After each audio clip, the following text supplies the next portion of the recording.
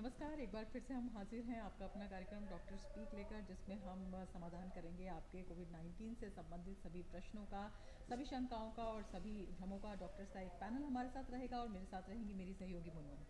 Absolutely. You're watching Dr. Speak. The two numbers on which you can call us is going to be flashed very shortly on your screens, and you can call us on those numbers and ask your COVID-19 related questions. An eminent panel of experts which we'll be introducing now will be answering those questions for you. You can also log on to our Facebook page on DD News, and on there as well you can post your questions, and we'll be taking those questions to the eminent panel of guests. I'm Manman Bhattacharya. With me is Rama Tyagi. Let's बिल्कुल। और लगातार जो है ये numbers आप देख सकते हैं, स्क्रीन पर फ्लैश हो रहे हैं। इन नंबर्स पर आप फ़ोन कर सकते हैं और फेसबुक लाइव से भी हमसे जुड़ सकते हैं, अपने सवाल पूछ सकते हैं। और नंबर्स आपको लगातार हम दिखा रहे हैं, लगातार आ रहे हैं नंबर्स, देख सकते हैं 011-233-87031, 011-23097-647। इन नंबर्स पर आप हमें कॉल कर सकते हैं। फेसबुक लाइव पर आप हमें सवाल पूछ सकते हैं। इसके अलावा डॉक्टर्स जुड़ेंगे, उनसे आप डायरेक्ट अपने प्रश्न पूछ सकते हैं। ये आपको यहाँ पर फ़ायदा मिलता है।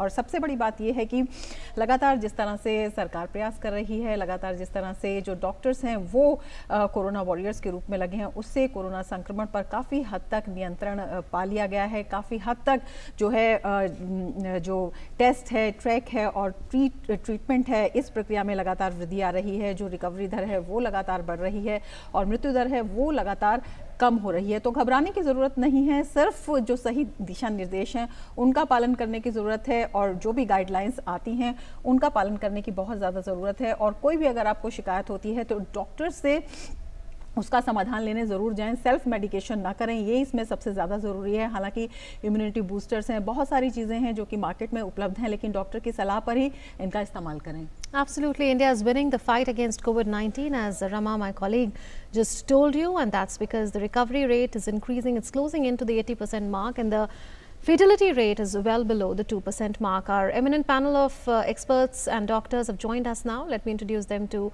you. Dr. Arvind Kumar, Associate Professor, Department of Medicine, AIIMS, and Dr. Vijay Kumar Sharma. He is a Senior Consultant, Pediatric and Peds Neurology. I welcome you both to this special show, Dr. Speak. I'll begin with you, Dr. Arvind Kumar. You know, the government has just taken a decision to conduct NEET as well as JEE mains, and students will be going there to the various exam centers. There is a list of precautions that the government has issued. What is it that these students must keep in mind when they go for these exams to these exam centers? What are the precautions that they must take? Yeah, thank you very much. So these are the changes which are being, implemented by our government of India. But earlier also, what we have quoted from All India Institute of Medical Science, the term called as social vaccination.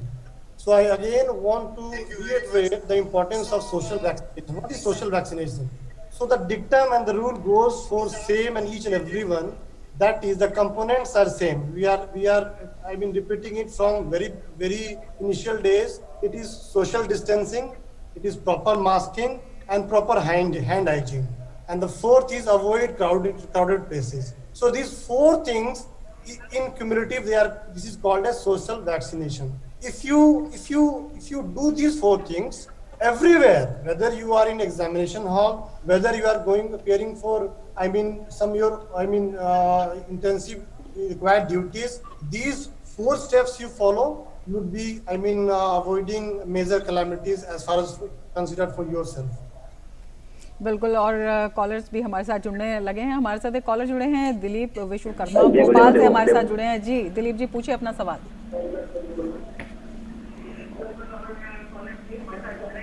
Dilip ji, आप हमें सुन पा रहे हैं तो आप अपना सवाल पूछ सकते हैं। हाँ जी। मुझको ये पूछना है कि हेलो जी बोलिए। ये पूछना है कि वो ये रूस से दवाई बन रही है तो उसको कंफर्म करके यूज क्यों नहीं कर रहा अभी तक इंडिया में? जी, would you like to answer that, Dr. Vijay? He is perhaps referring to the Russian vaccine Sputnik 5 that Russia says has passed the approval stage. So would you like to comment on this? This is not a medicine, this is a vaccine though. Hello? Yeah. So good evening, Vedji. And basically, yeah, we've heard the news about the Sputnik 5, the Russian vaccine. And the problem is basically that we don't have much evidence in terms of how many people used it, what was the result, how many people did it prevent from getting COVID-19. So lots of countries are coming out with basically antibodies or antiserums, but the evidence is lacking. The only vaccine where we have some good evidence, which is peer reviewed, is the Oxford vaccine, which is going to be manufactured by Serum Institute of India, Pune, which is great news for India. And basically, the results are going to be out by end of August. So I think once the results are out, then the plan is for vaccine manufacturing to start from September in India. Now, obviously, America is also buying a significant proportion of that, and so is UK. But we Indians will also get some preference. So overall, I don't think it's a great idea at the moment to think too much about the Sputnik 5 Russian vaccine that is in the news.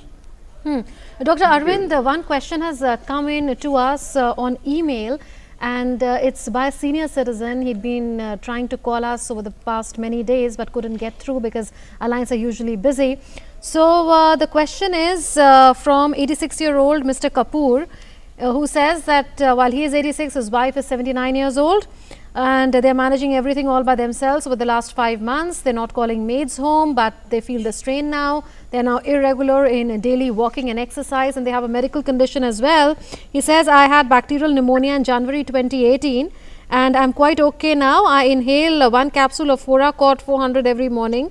My wife was operated for precancerous stage in her right breast in January 2013. She has been taking tamoxifen 20 mg daily for the past 7 years. She is also okay. She also takes Theranorm 37.5 mcg daily.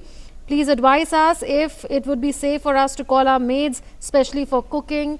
And they say that the maids are quite clean in their ways and they follow sanitation, and they don't know though if she or is asymptomatic or not. Thank you very much, Mr. Kapoor, for being here and fighting with us this pandemic of COVID and asking us questions. So, coming very straight to you, to your questions. First is whatever Foracort tamoxifen you are taking, please continue with that. And if you are regular with your exercises, with your walk, if you are taking these 4 precautions which I just talked of, you can go ahead and do it, because now starting from containment, we have come to a phase where we are going to our normal lives. So once you are well versed with the precautions, you can go ahead with your routine walking exercises. Now, the second part of your question is that would you allow your maids in your home or not? So again, if you are allowing your maids, you should be well aware that the vicinity of your maid, from where they are coming, what are the endemicity, are they symptomatic or not symptomatic. So once you are aware and they are taking all the precautions of their hand hygiene, proper masking, then they can come with you. But the thing is you should be aware that they are not symptomatic, there is not a positive patient in their house, they are not contact of any positive patients. So that makes that maid or that particular person high risk patient. So in that case, you should be avoiding. But anyhow, if given that you can avoid maids, let's say that you can continue with some more days, some few more weeks, doing your duties on your own, that would be preferred idea. So, and in the same context, if you are going to keep your maid at your home for 24 hours and then extending, that would be more safer. That would be safer. So in that way, you can plan your, preference, what you want to do. बिल्कुल, awareness और precautions बहुत ज़्यादा ज़रूरी हैं। Doctor विजय, आपसे पूछना चाहेंगे, हमारे एक व्यूअर फेसबुक लाइव से जुड़े हैं, अक्षय सक्सेना। उनका कहना है कि जिनके अंदर एंटीबॉडीज़ डेवलप हो गई हैं वो कितना सेफ हैं? देखिए, एंटीबॉडीज के बारे में थोड़ा समझना होगा। और अगर आपको इन्फेक्शन होता है कोरोना वायरस, तो हमारे बॉडी में एंटीबॉडीज दो तरीके के बनने शुरू होते हैं।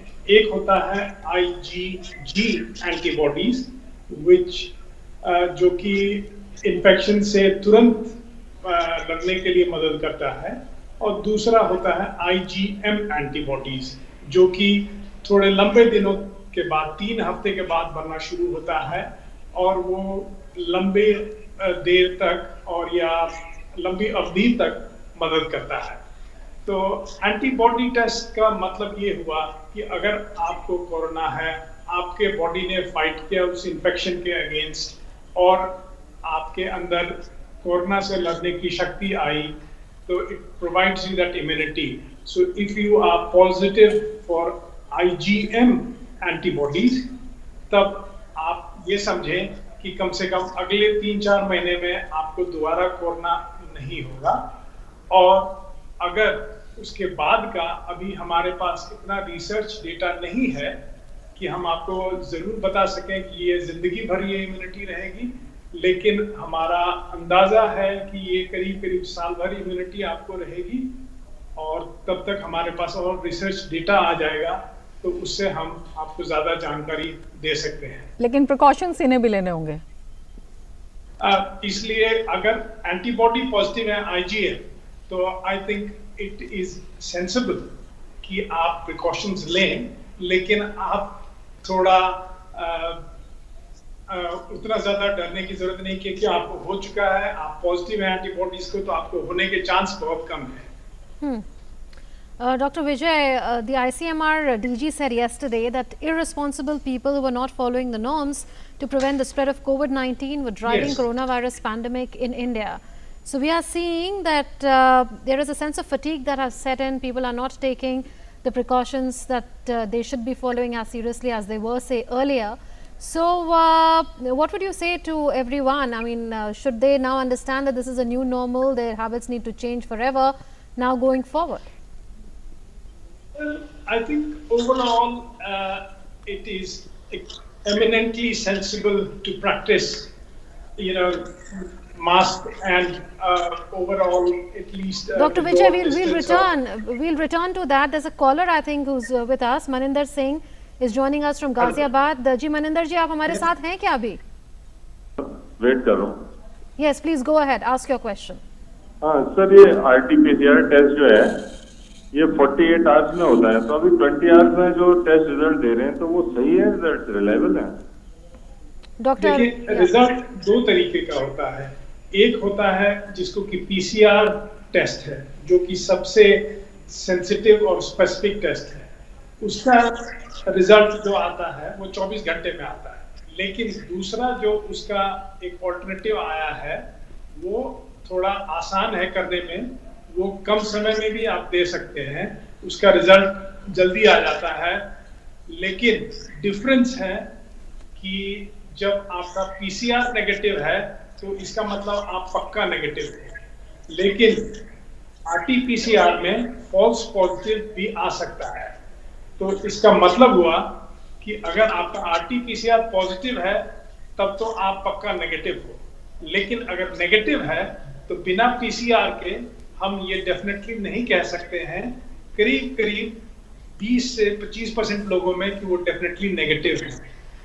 ये आपके सवाल का जवाब आपको सुन के कैसा लगा?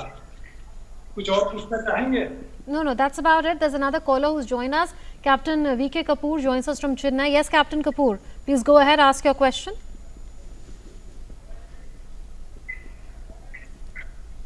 Hello. Yes, Captain Kapoor, if you can hear us, please ask your question.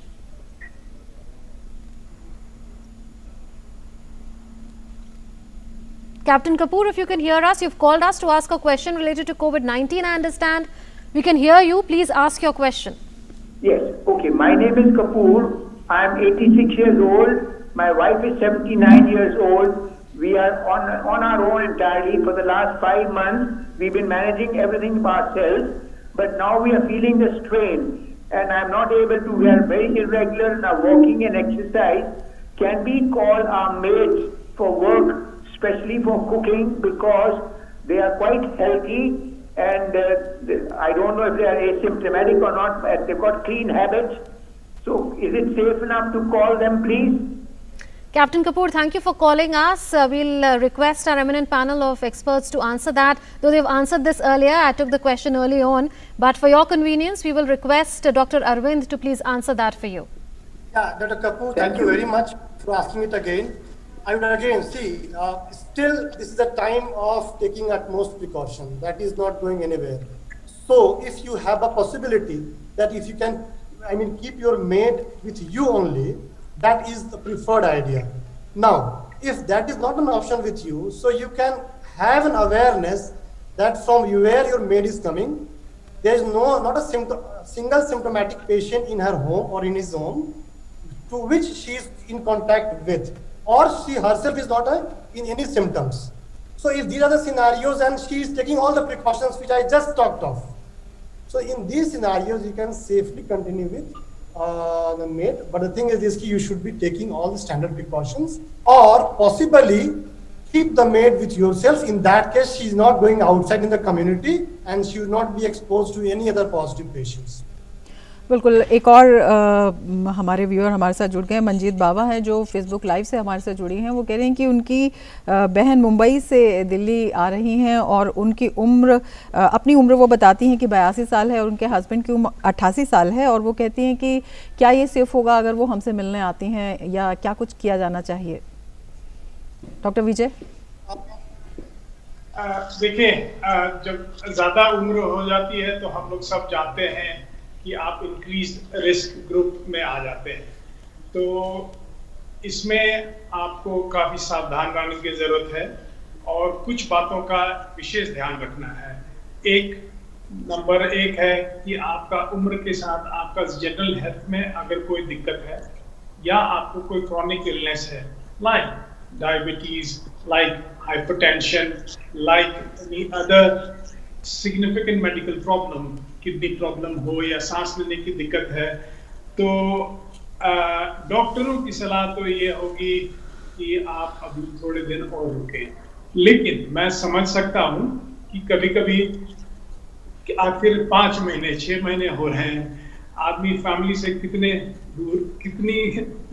दिनों तक कितनी दूर रहे, तो ये मैं समझ सकता हूँ। तो प्रिकॉशंस हमको ये लेना है कि आपने मास्क पहनना है, आपने दूरी बनानी है जब आ रहे हैं, स्पेशली ट्रैवल कर रहे हैं किसी के साथ उस समय, या अगर आप प्लेन में ट्रैवल कर रहे हैं तो पूरा प्रोटेक्शन गियर लेके चलें, अपना सर में भी और बॉडी का भी जो आता है, सूट जो आता है वो पहन के जाएं, वो ठीक है। और आप जिस एनवायरनमेंट, जिस घर में जा रहे हैं, वहाँ पे भी लोगों को ध्यान रखना होगा कि हमारे साथ कुछ लोग आते हैं। जी, Dr. Vijay, there's a follow-up question by the person who asked how secure is someone who has developed antibodies. You had referred to the IgG and IgM antibodies. Now he's asking the difference between the two antibodies. If you could explain that. तो IgG antibodies जो है वो body करीब 1 हफ्ते में produce करने लगता है कोविड या कोरोना वायरस के अगेंस्ट में, तो उसका प्रोटेक्शन लिमिटेड है। लेकिन IgM जो बनता है उसका लॉन्ग टर्म प्रोटेक्शन है, इसलिए IgM एंटीबॉडी अगर किसी का पॉजिटिव है तो यू आर फेयरली सेफ। अब 100 में से शायद 5 मरीज तो फिर हो जाए, लेवल अगर कम हो IgM का, लेकिन 95 तो बचेगा। बिल्कुल, और हमारे साथ एक कॉलर जुड़ गए हैं, बीबी हुड्डा हमारे साथ दिल्ली से जुड़ गए हैं। जी हुड्डा जी, पूछिए अपना सवाल। हाँ, डॉक्टर मिडा नाथ हुड्डा। जी पूछिए अपना सवाल। हाँ, ivermectin tablet safe during pandemic prophylactically, and what are the doses and how? Dr. Arvind? या सो आपका सवाल ये है कि आइवरमेक्टिन आप क्या ले सकते हैं कि नहीं बचाव के लिए, तो इसका सिंपल आंसर है कि नहीं लेना चाहिए। बचाव के लिए प्रोफाइलैक्सिस के लिए आइवरमेक्टिन रिकमेंडेड नहीं है। और अगर आप वैसे भी बात करें ट्रीटमेंट के लिए, और हम राष्ट्रीय गाइडलाइन को देखें, अपने गाइडलाइन को, तो दीज मेडिकेशंस आज के टाइम में ना ही माइल्ड में, ना ही मॉडरेट में और सीवियर में ये अभी आज के टाइम में रिकमेंडेड नहीं है। लेकिन हाँ, अगला तथ्य ये है कि आप किसी इंस्टीट्यूट के गलत काम कर रहे हैं, कोई अगर स्टेट की कुछ पॉलिसी है, किसी सेंटर की कोई पॉलिसी है, तो वो वहाँ पे फॉलो कर रहे हैं, तो उसमें हम रोक नहीं सकते। लेकिन अगर हम राष्ट्रीय गाइडलाइन की बात करें तो उसमें अभी इस ड्रग का कोई अभी स्पेस नहीं। हाँ, लेकिन डेफिनेटली आप उसको उसके लिए यूज ना करें, प्रोफाइलैक्सिस के लिए यूज ना करें। Dr. Vijay, the earlier question that you couldn't conclude was on the need for people to continue to practice responsible behavior and not allow a sense of fatigue to come in and just, you know, give up all sense of caution. Yes. I think it is very important to sort of still keep on being safe, and being safe means wearing your mask. If you are in situations where you are going to be able to touch somebody, then you need to have your gloves. If you are going to be in touch with somebody for more than 15 to 20 minutes, then you should be having an apron, like if you are flying in a... So I came recently from England and I had my suit on, you know, in the flight. I only came on 23rd of June and the plane was full of everybody. So I think as long as you are sort of following these sensible precautions, you are keeping yourself safe. And obviously, if you have other problems, other chronic illnesses, or you are of old age, then you have to be more cautious.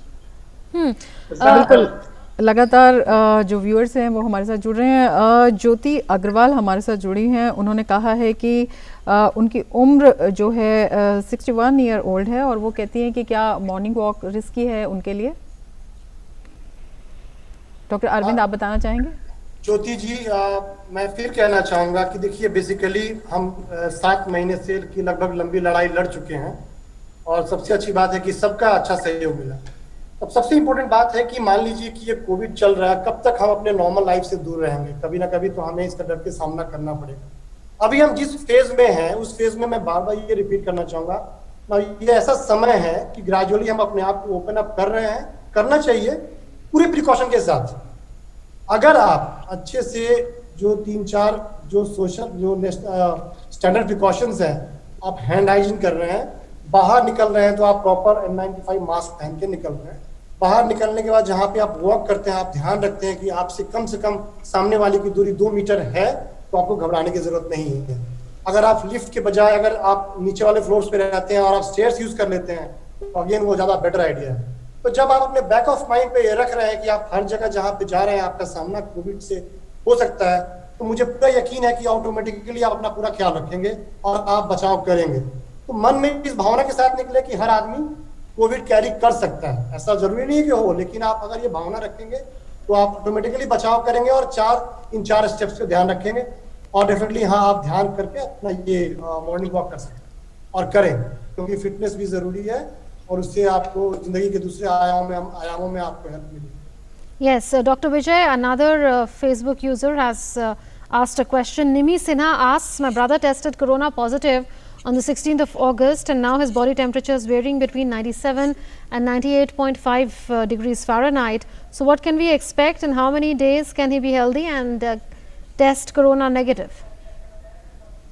मैं एक बात आपको example, मैंने फरवरी से अप्रैल, जबकि England में सबसे ज्यादा कोरोना था, वहाँ समय बिताया, फिर मैं जून में यहाँ आया। तो basically normal body temperature is 97.4 degree Fahrenheit और 30, इतना नॉर्मल टेम्परेचर है। तो अगर आप कोरोना पॉजिटिव हैं और आपका टेम्परेचर अगर 97.5 तक जा रहा है, तो फिर मेरे को नहीं लगता है कि इसमें अब डरने की बात है, लेकिन कुछ और कॉम्प्लिकेशंस भी हो सकते हैं। जैसे टेम्परेचर तो आपका ठीक हो गया, सांस लेने में अगर कोई दिक्कत है तो सोचने की बात है। आप पल्स ऑक्सीमीटर अपने घर में 1200 रुपए में खरीद के आप लगा सकते हैं अपनी उंगली पे और आप देख सकते हैं कि आपका पल्स ऑक्सीमीटर क्या शो कर रहा है। अगर 95 के ऊपर है तो बहुत बढ़िया, कोई चिंता की बात नहीं है। कुछ लोगों में थकान बोलते हैं या बोलते हैं कि मसल पेन होता है, तो अगर वैसा है तो उसके लिए थोड़ा आराम करें, ज़्यादा एक्सर्ट नहीं करें अपने आप को। और एक और सिम्टम जो हम लोग देख रहे हैं कि कुछ लोगों में करीब अंदाज़ 20% out of corona positive cases लोगों में loss of sense of smell and taste होता है। तो यूजुअली ये सब चीजें भी 3 महीने में ठीक हो जाती है। तो टेम्परेचर आपका ठीक है, सांस लेने में कोई दिक्कत नहीं हो रही है, आपका पल्स ऑक्सीमीटर ठीक रीडिंग दिखा रहा है, तो आप थोड़ा आराम करें, थोड़ा स्वास्थ्य लाभ करें, थोड़ा उससे ज्यादा और कुछ करने की जरूरत नहीं है। बिल्कुल, इसी से जुड़ा एक और सवाल पूछना चाहेंगे कि जो पल्स ऑक्सीमीटर की आपने बात कही या खुद ऑक्सीजन से संबंधित जो टेस्ट हैं या चेक है लगातार जो है घर पे हम कर सकते हैं, उनकी बात कही। विजय जी, ये जानना चाहेंगे कि इसका सही तरीका क्या है, किस तरह से और सही जानकारी इसके बारे में है, क्योंकि बेशक जो है संक्रमण नियंत्रण में है, लेकिन जो साइकोलॉजिकल जिसे हम कहते हैं कि एक प्रेशर जो है वो आम आदमी के दिमाग पर बना रहता है। हाँ, लोगों में डर तो बना हुआ है काफी, और एक हिसाब से ये जरूरी भी है क्योंकि इसके कारण काफी लोग बचे भी हैं।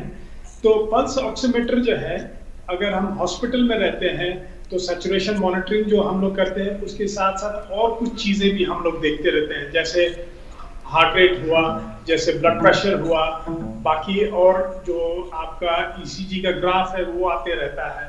तो वो थोड़ा कॉम्प्लिकेटेड मशीन है, लेकिन सिंपल जो एक पल्स ऑक्सीमीटर जो फिंगर में आप लगा सकते हैं, वो आपको 1100-1200 रुपए में किसी एक अच्छे फार्मेसी की दुकान में मिल जाती है, और उसकी रिलायबिलिटी भी काफ़ी है। वो सिर्फ आपको ऑक्सीजन सैचुरेशन लेवल दिखाता है और हार्ट रेट दिखाता है, और अगर आपका ऑक्सीजन सैचुरेशन 95 से ऊपर है तो आपको ये पता लग गया कि ऑक्सीजन की ज़रूरत नहीं है, मेरे को अभी हॉस्पिटल तुरंत जाने की ज़रूरत नहीं है। अगर 95 से नीचे है या सांस लेने में तकलीफ है, तब फिर आपको डॉक्टर से सलाह लेने की ज़रूरत है, आपको हॉस्पिटल में जाने की ज़रूरत है, क्योंकि हो सकता है कि आपको ऑक्सीजन की ज़रूरत पड़े। So those are some markers that people should keep in mind when they are monitoring themselves to know whether they can continue to be at home or whether they have to go to a hospital or consult a doctor. Well, thank you, Dr. Arvind and Dr. Vijay, for having joined us. That's all the time that we have for this edition of Doctors Speak. Thank you to the callers as well for calling us and asking us some pertinent questions on COVID-19, and to our social media users as well for asking your questions on the matter. बिल्कुल, लगातार आप इस programme से जुड़कर अपनी शंकाओं का समाधान कर सकते हैं, लेकिन सबसे बड़ी बात यही है कि जो गाइडलाइंस हैं सोशल डिस्टेंसिंग से संबंधित या हैंड सैनिटाइजेशन से संबंधित, उनका लगातार पालन करते रहें, अफवाहों पर ध्यान ना दें, किसी तरह के भ्रम में ना आए, और अगर कोई आपको सिम्टम है तो डॉक्टर की सलाह ज़रूर लें, सेल्फ मेडिकेशन ना करें, इससे बचें और लगातार देखते रहें डीडी न्यूज़। इसके साथ ही दीजिए इजाज़त, नमस्कार।